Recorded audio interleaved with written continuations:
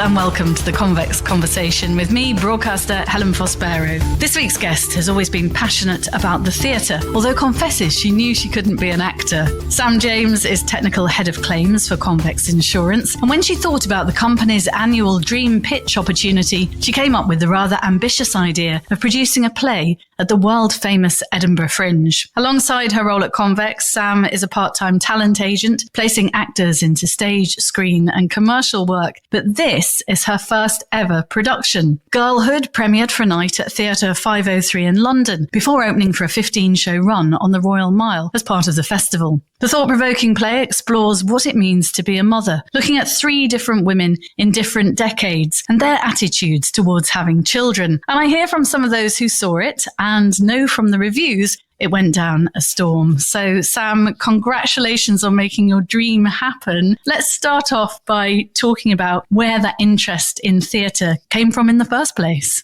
Thanks, Helen. I guess my first experience with theatre was I went to a comprehensive school in Gisborough in North Yorkshire, Teesside. We didn't have a theatre in Gisborough, but we did do English Lit O-level, which it was in those days. And we had an early trip to the Little Theatre in Middlesbrough, which was the kind of the main theatre in our area, a school trip. We were doing Romeo and Juliet as our O-level play. And my very first theatre trip was seeing the RSC doing their touring outreach, Romeo and Juliet. And playing Romeo was Daniel Day-Lewis. Oh, nice. Amazing. Didn't know at the time, we all fell in love with him at the time, but it was Daniel Day-Lewis and an amazing cast. I actually found, when I was doing a clear from my house recently, I found the programme from 1980 or something, and it just looked at the cast. There's all, Roger Allam, all these amazing names in it, and I absolutely loved it. And that was my very first theatre experience. And so since then, I've been, in varying different degrees going to the theatre a lot and always absolutely loved it. Basically from then, so it's been a very long love affair. And the very fact that I kept that programme from, I think it must have been 1984, which is quite a long while ago now. It seems like 10 years ago. And so I think the very fact I kept that programme, and I thought that's really where it all came from. And that was, what an amazing first theatre to see the RSC, and Daniel Day-Lewis, I think must have been one of his very early theatre productions, theatre roles.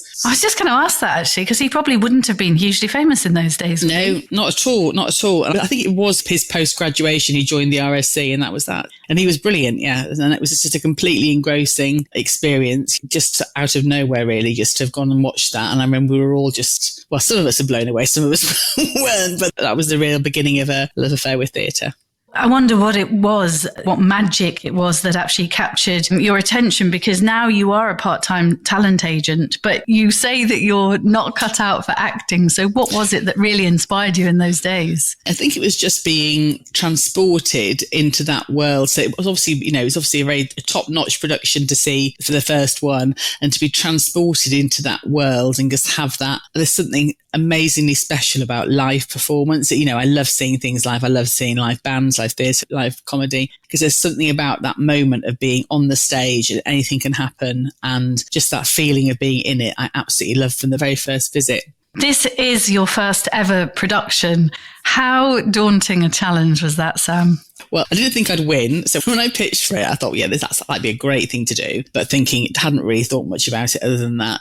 And then when Ash from Convex rang to tell me that I'd won it, I was like, oh my goodness.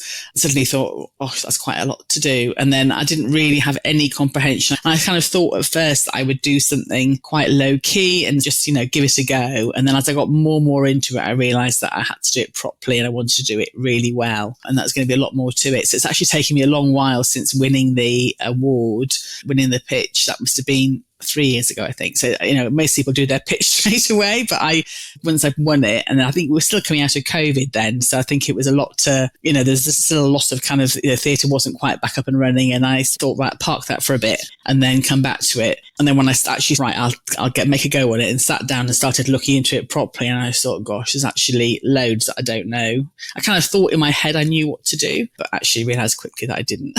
I had a very small idea. And I said to Ashley that if I was going to do it, I want to do it properly. And so could I have some time? And he just said, look, as much time as you want. It's your dream. You can take as long as you want. And so I started to do it properly in terms of investigating it and really researching it, understanding it. But it was absolutely daunting, so I put it off for quite a while. Such a long time. What did it feel like when you first saw a Sam James production in print?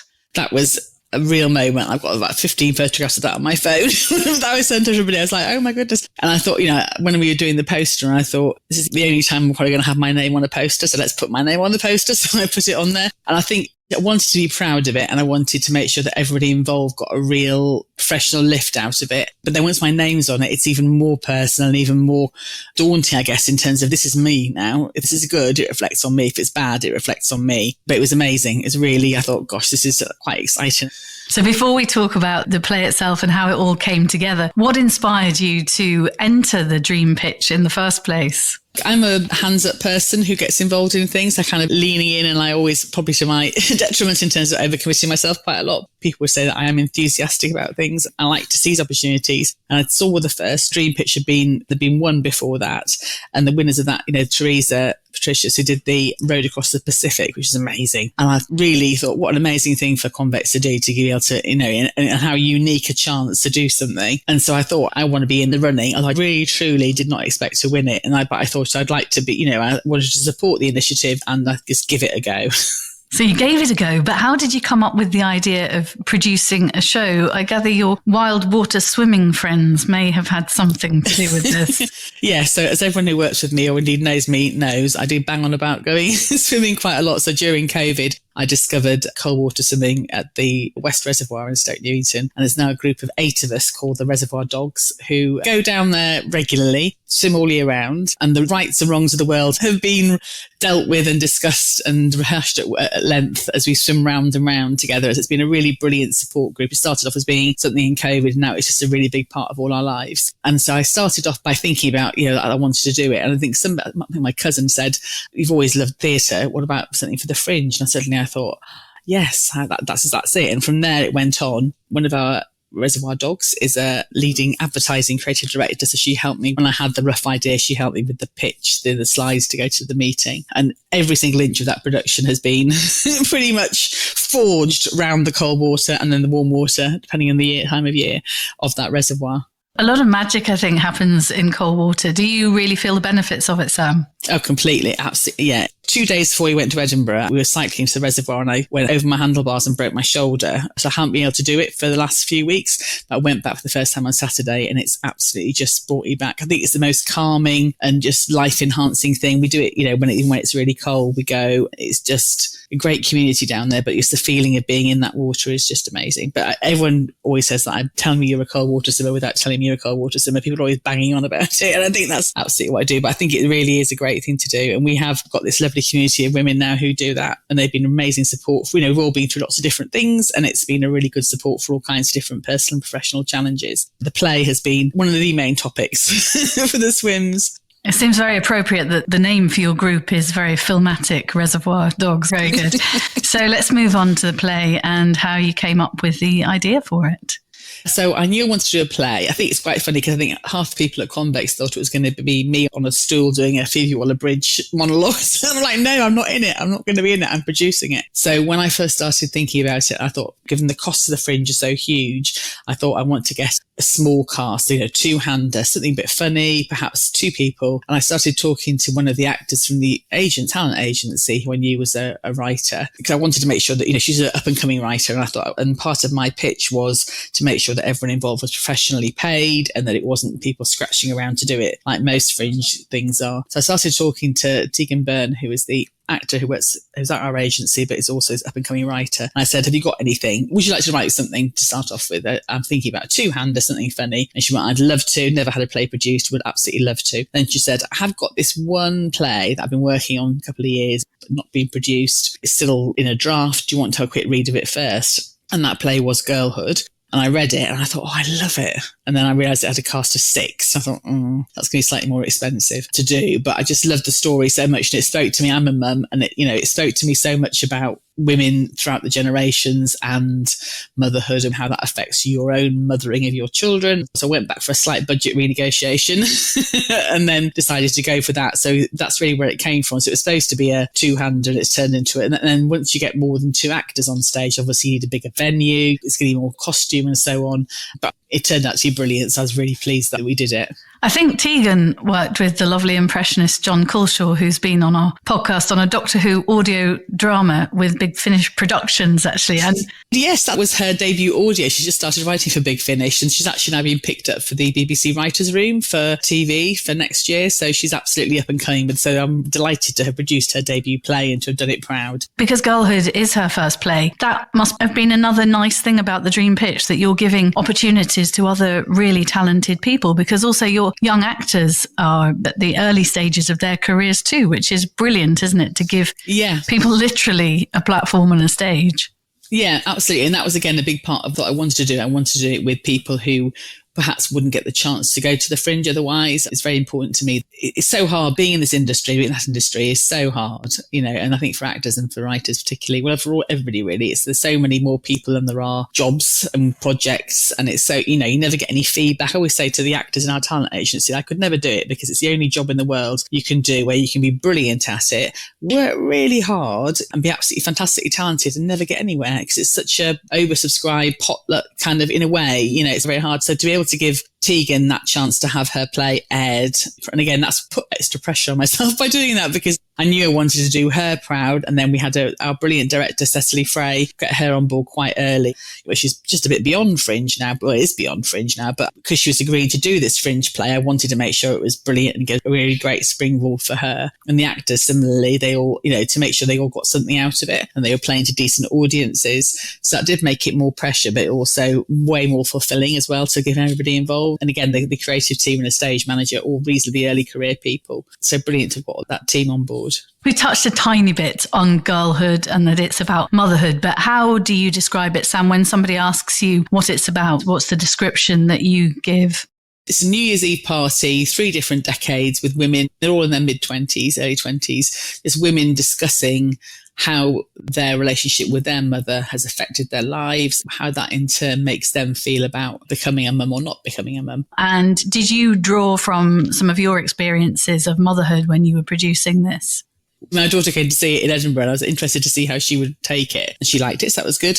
It makes you think about it. I think it did. So in terms of being impacting on the production, not so much. But when I watched it every single night it was on, and the different people who came to talk to us afterwards had such different takes on it in terms of where they were in, how old they were, what their journey, what their personal circumstances were like, what their relationship with their mother was like. And I think one of the things that Tiegan had set out originally as part of her kind of aims for it was to make people come out and think, oh. And then one of the chaps from Convex who came to see it said, that he went home and rang his mum. And I thought that was a lovely thing to come out of it. I think there's also an element of it as a parent of a teenager, sometimes you feel you can't win on those things. We can't win either way. And I think it's just an element of that being the same throughout all the generations and how everyone really wants to do their best to be a good parent, but it is tricky sometimes. I think our daughter's 20 and I'm very lucky to still have my mum. And it's interesting when you go for coffee with a 20-year-old and she's in her first serious relationship and you start to reflect on my relationship with my mum, her relationship with my mum, my relationship with Francesca, how she's been brought up. She told me merrily the other day, oh, Nana brought me up. I'm like, no, Nana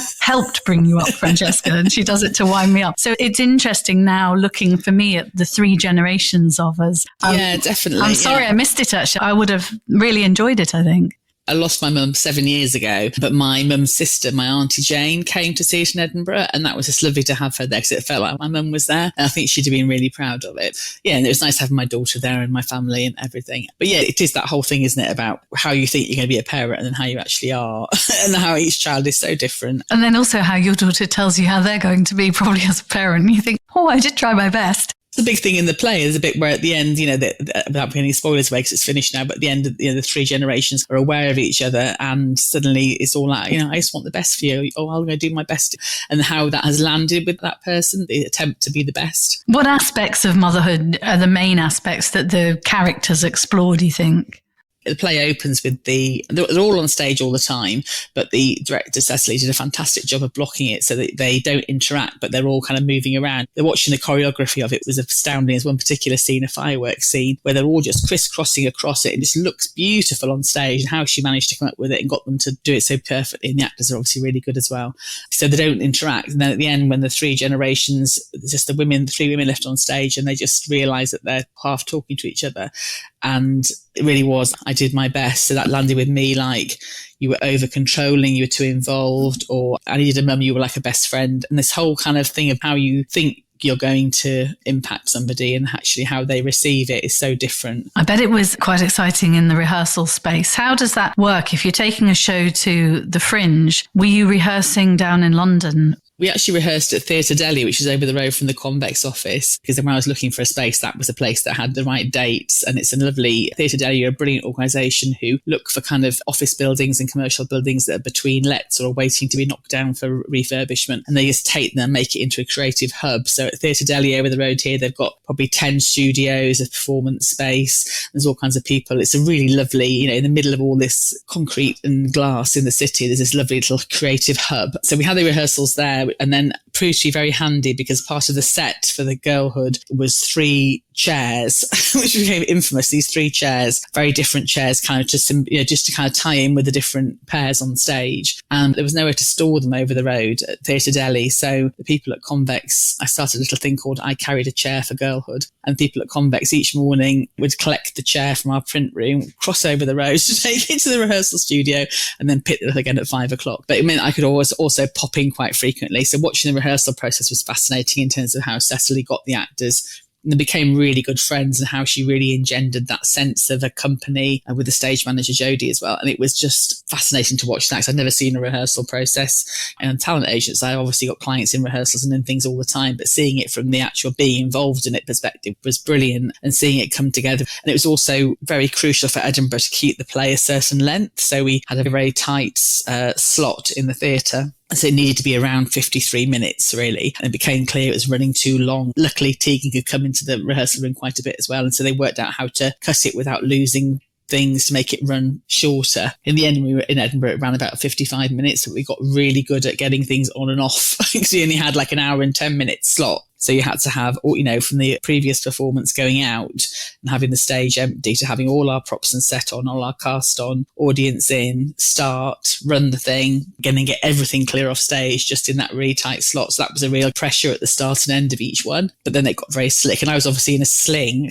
I'd broken my shoulders. I was absolutely zero help apart from carrying a few very light things in my right hand. And not involved in carrying chairs, I presume, if you've got a broken shoulder. One of the slight hitches, yeah. So in rehearsals, just for those who aren't necessarily familiar with the producer role in a play, once the actors are in rehearsals, what are your main responsibilities and what are you doing at that point, Sam, to get it all ready? So I think it was really just leaving them to it. It was a large part of it, really. So we're just letting the director. So I popped in to see everyone was okay, and just a bit of a cheerleader role more than anything else. And also just liaising with the stage manager and the director and the props team to make sure that was all coming together. So being the guardian of the purse in terms of, yes, you can buy that. But also there's one really good book that I read. I did some really good, I went to the Stage One workshops. Stage One's a charity that exists to support early stage producers. And their workshops were absolutely brilliant, really helpful in terms of telling what to do. But then about 2 or 3 months before, I don't know, sometime before our play started, a chap, and I've instantly forgotten his name, Mark, somebody, did a really good book called The Accidental Producer, What You Need to Know. And that was an absolute Bible. It was so useful. Basically he said, once you get to rehearsals, just step back because no one wants you in there kind of like second guessing things. Your job is not that bit. And so I left them to it and that worked really well. And I went back in to watch run throughs and kind of just sat in on a few things for interest, but really it was quite hands off at that point. I'd already organised everything else. I knew that all the venues and the transport and all the accommodation, all that kind of thing was all sorted. So I was just constantly just looking at my list, my little to-do list and my spreadsheet of numbers and making sure it was all fine. I bet it wasn't a little to-do list. I bet you were adding things to it all the time. And of course, are you also responsible with your producer hat on? Are you responsible for finding the right theatre up in Edinburgh? Yeah, absolutely. So one of the reasons for delaying it a bit longer was to make sure that I could get the right venue. And I had no idea how you book venues. Fringe did a really good putting things on at the Fringe workshop full day thing that was brilliant. That was ages ago now, but they had some venues who came to that. There's different ways you can book. You can either wait to be programmed as part of a venue's program, or you can just do a direct hire if you can convince the venue to book your show. And I knew that I wanted some certainty. I didn't want to be hanging around waiting to see if we got programmed or not. So I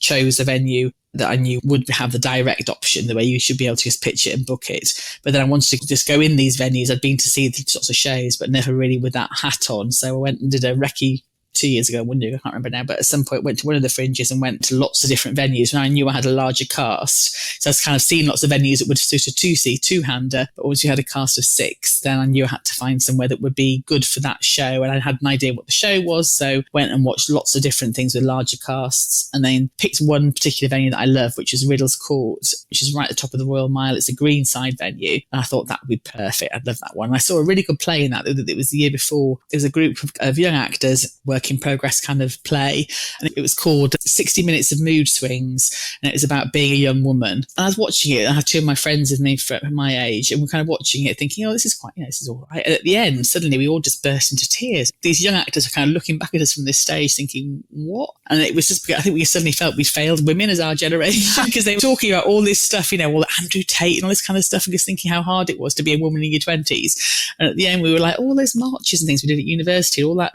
feminism, and still women in their 20s are still facing all this same old stuff. So I saw that venue, loved it, and then I was then basically waiting for them to open bookings. I had a list of the venues that I liked, and then managed to get hold of Greenside, Darren at Greenside, quite early on before they'd actually started booking. Just said, I'm really keen to book if I can, or really to pitch my show, and managed to pitch it to him, and he liked the idea. So we got the venue sorted pretty early, really, for the Fringe. And that made it much easier. I'm somebody who needs to know, I like certainty on things. So I wanted it ticked off on my list. So once I got that venue, we knew the stage and everything.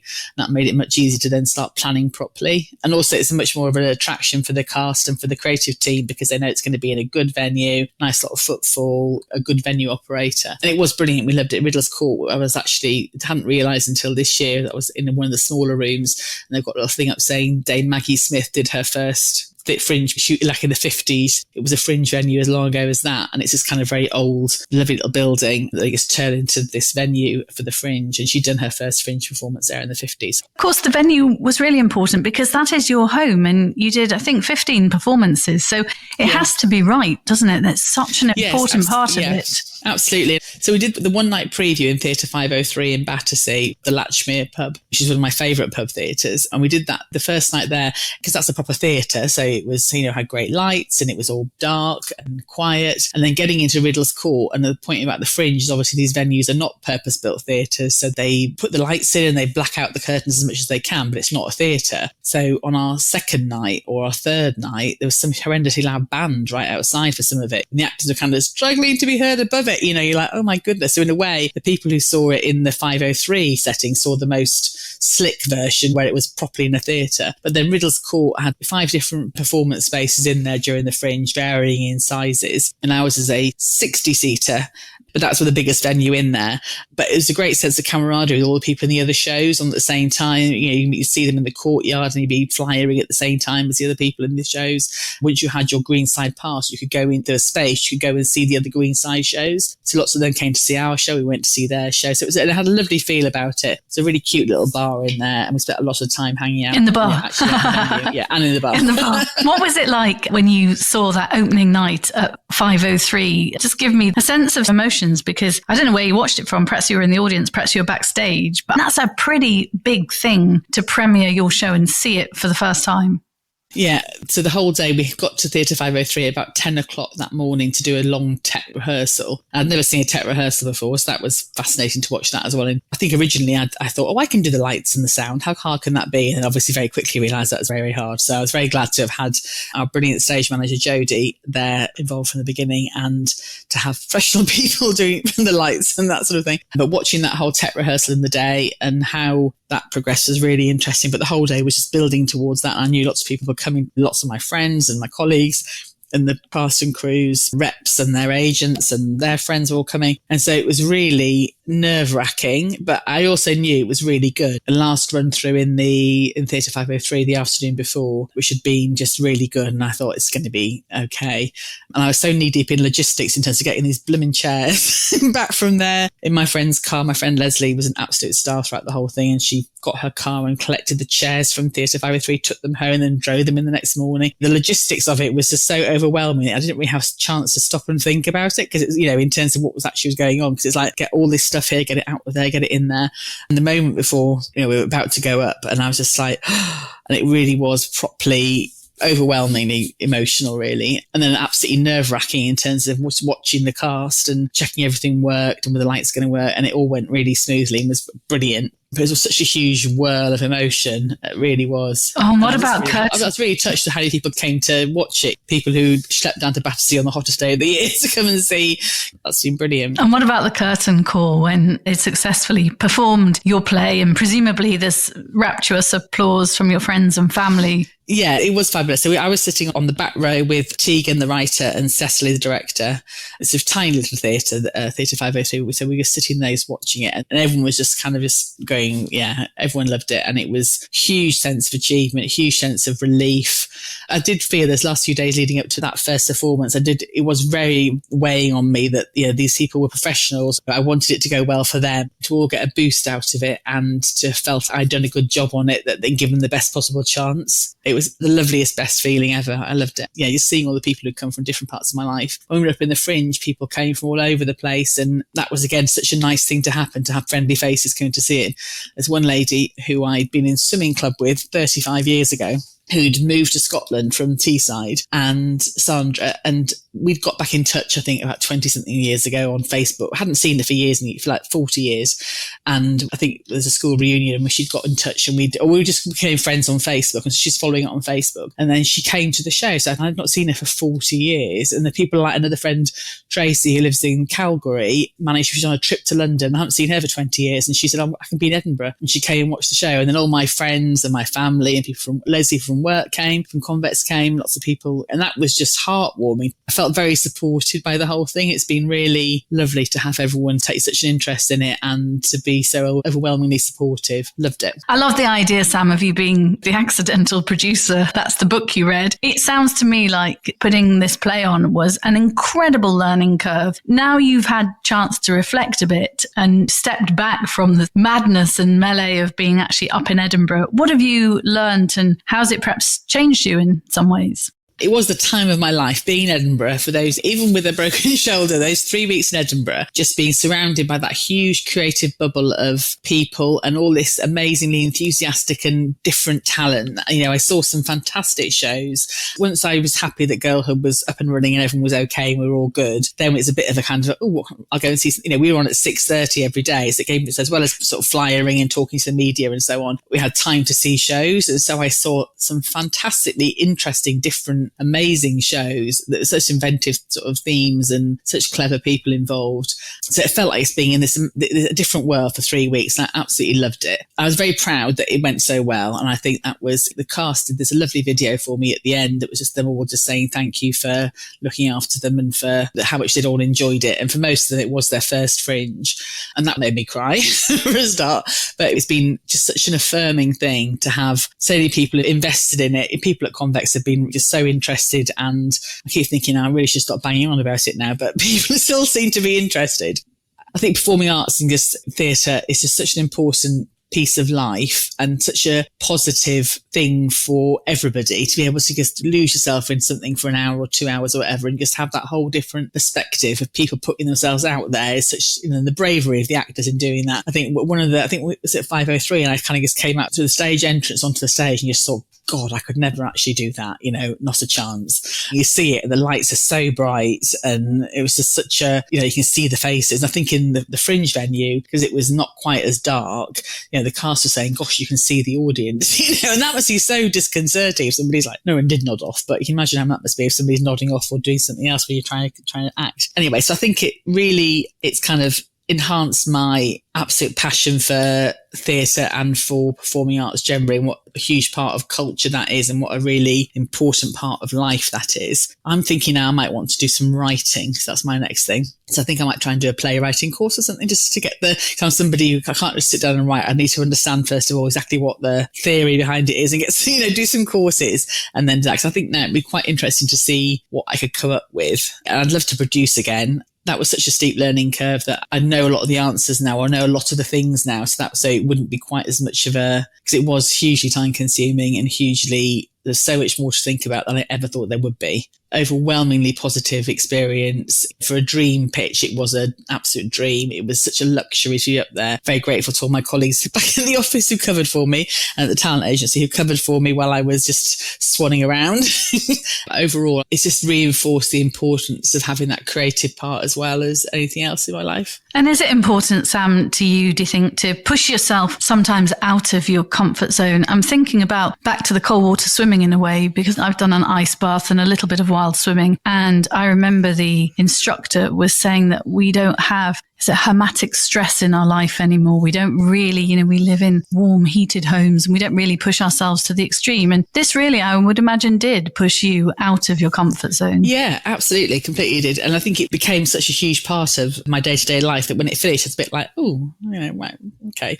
Now I'm getting my kitchen refurbished. That can fill that time. I'm always very passionate about, you're only here once in life. I've had various different scrapes for different things in my life that make me really appreciative of being alive and being here and taking every opportunity and all that kind of cliche stuff. But absolutely, people always say to me, as I always say, how hard can it be? In terms of, let's try that. How hard can it be? So one year I did some running and I did end up doing a 5K, 10K, half marathon in 1 year and then just stopped running.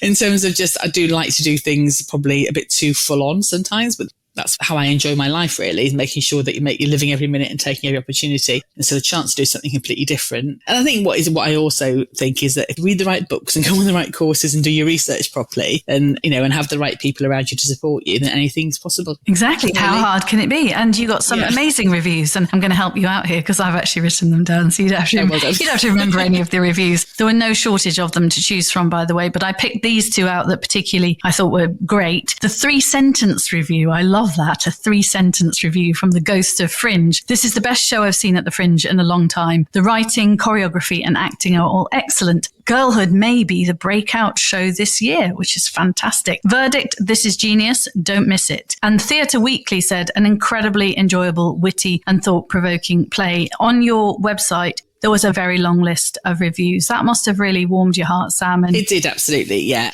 One of the big things about the Fringe is there's 3,800 shows in that Fringe period. And so getting any kind of review or any kind of media attention is really difficult. We didn't pay for a PR because I think to get decent PR, you have to pay literally £4 or £5, £1,000. And I didn't want to put the budget on that. So I did my research in advance about making sure we got the right imagery. Damien at Convex is fantastic in helping me in designing a brilliant image that then really stood out on the flyers and on the T-shirts and things. But I really made an effort to make sure we got in front of as many people as possible. And so to get any reviews was amazing, but to get some brilliant ones was and the cast were just visibly lifted. As soon as you saw a good, we're trying not to let them know when reviewers were in, not to let them know, not to drag any reviews to their attention unless they were really good. And it was just lovely to see everybody being visibly lifted and proud. And I knew it was good from seeing it in preview, but you never quite know how things are going to go. And then also, every night was different. So the fascinating thing for me, I sat and watched it every single night, and it was slightly different every single night, and the actors are slightly different. And some audiences, Jodie, our stage manager, did a show report every day commenting on what the audience laughed or didn't laugh at or liked or didn't like. And sometimes the audience would be quite quiet and you think go on, and I'd be trying to generate a laugh at the back, the laugh at the funny bits. But sometimes they were just really just embracing it. And so the difference in audiences was just fascinating. Different nights, what the different people made of it. But it was a huge lift to get those. And it was, again, really just wow, blown away with it in terms of the reception. Because there's a lot of pressure, Sam. You're not just putting yourself out there with your name on that poster and flyer. Presumably you carry the pressure of putting those young actors out there, and Tiegan, her first play. So did you feel that kind of pressure at the beginning when you first started your performances? Yes, absolutely. I think, we started off and I just thought, yes, it'll be fine. One of the interesting bits for me is when we were casting it, I've obviously seen the casting process from the agent side and the actor side. I've never seen it from the other side. And we put the casting brief out on Spotlight, the casting website, with these 6 roles in a Fringe play with a short run. We had 4,800 applications for 6 roles, and I thought, crikey, that's a lot of people. And so we narrowed it down and we saw 130 tapes, and then we had 30 in-person auditions, and then they all got through, and I was like, gosh, people want to be in here. is a nice credit for all of them. But to get good reviews makes it an even nicer credit. And if them to have a good Fringe experience and not feel ripped off or, in something that's not good enough, that did reflect their desire and to help them. And that really did grow on me completely all the way through. And the costumes are amazing. Our costume designer, costume and set designer, Beth Colley, did such an amazing job. And what I hadn't ever appreciated was the attention to detail in terms of that. Because I was a bit like, oh, that chair looks fine. And then the director, Cecilie, and the costume designer, Beth, they were like, spending ages deliberating on it. I'd always have thought, just choose that chair. But actually, when we got into the stage and saw how it all came together and how brilliant it looked and how it absolutely enhanced it and made it look like a really professional production, so I've got a much better insight now into all that kind of side of things and the absolute agonies of choice between one particular dress or another dress for a certain actor. Really interesting, and just really a huge appreciation for the technical and the professionalism of all those people, the creatives, and their creativity and how they see things. That's blown me away as well. I would imagine it's changed how you go to the theatre, probably, because a lot more knowledge is whizzing through your head rather than concentrating on just what's on stage. I bet your producer hat there and thinking about what the producer's gone through to put that show on. A different book I read that you can always tell the producer in a play, they're the ones watching the audience, not the play. And that's exactly what I was doing. And I was sitting there watching, seeing, and now I look at the audiences in plays and just think, what are you making of this? And I'm thinking about the huge amount of thought and time and effort and real dedication to getting it right that's gone into every single thing. So you look at a set, I used to love looking at sets before, but now I look at the set and think, there's been such a huge amount of thought and choice has gone into that particular light or where that light's positioned or the material on that chair. And obviously it's much bigger in bigger productions because they have more budget to play with and more time. But having seen just the sheer dedication to making it the best it could possibly be for our little show, that was just really I'm even more in awe of theatre people now. We often, Sam, as you know, on the Convex Conversation, we often end with our guests with a thought about risk, whether they be an explorer or a scientist or whatever. And I just wondered whether you'd had a chance to think maybe what was the biggest risk you took? Just doing it, just in terms of doing something so completely outside what I knew. And I think it was the risk with other people's careers that was the biggest risk. It was a chance for it to be career enhancing for all those people. For me, I did it and it was great and I loved it. But my reputation, I'm not a professional producer. I am now. No, I'm not. It's not my day-to-day job. For the people that is their lives, the risks that they would be in something that was not brilliant, that was the biggest risk. That was the thing that weighed down on me, and that was the biggest risk, I think, was would it be good? Would it be as good as I wanted it to be? And would it go down as well as I wanted it to? And thank goodness it did. Well, congratulations, because I don't think it could have actually gone down better. And all I'm doing now is kicking myself. I didn't come up to the Fringe. I did go last year for a couple of days for the first time, actually. And it's a shame I didn't realise this was on, because I would have come to have a look. It's brilliant to hear about your experience at the Fringe. And I am going to be keeping a watchful eye out to see what's next. And if I can find a book, Sam, called The Accidental Playwright, I will be mailing that to you, because you kind of said that now. So I think you've set your next challenge without even realising it, actually. Good luck with everything you do. Thank you very much. And thanks ever so much for sharing it with us today. Thank you. I've really enjoyed it. Thank you very much. You've been listening to Sam James talking about realising her dream of producing a show at the Edinburgh Fringe. Don't forget to download and subscribe to our series at convex.podbean.com or search The Convex Conversation on Apple Podcasts, Spotify, or wherever you listen to yours. You can also leave us messages or a review if you like too. That would be much appreciated. I'll be back next week with another great guest. See you soon.